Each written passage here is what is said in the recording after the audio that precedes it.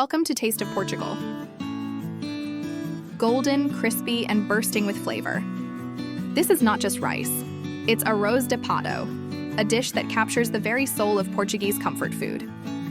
Today, we're diving into a centuries-old Portuguese classic, duck rice. Tender, slow-cooked duck, creamy rice, rich broth, and a final crispy bake. Let's make it together. For this recipe, we keep it simple, yet rich.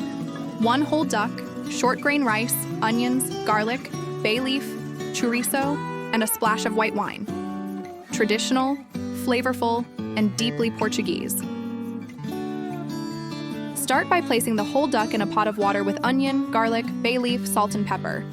Let it simmer gently for about 2 hours. This is where the flavor begins. Once it's falling off the bone, let it cool and shred the meat.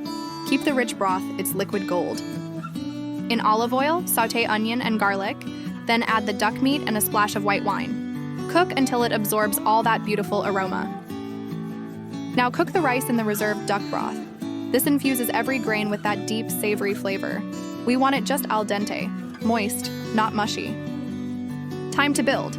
In a baking dish, layer the rice, then the duck, then more rice. Finish with slices of smoky Portuguese chouriço. Bake it at 200 degrees until the top is golden and crisp. That crackling chouriço on top is our final signature. Serve hot with a fresh green salad and a glass of full-bodied Portuguese red wine. Dough or alentejo pairs beautifully. It's rich, it's soulful, and every bite carries tradition. Arroz de Pato is Portugal on a plate. Did you enjoy this traditional Portuguese recipe? Then give it a thumbs up, leave a comment with your version of acorda, and don't forget to subscribe for more authentic Portuguese cooking. See you in the next video.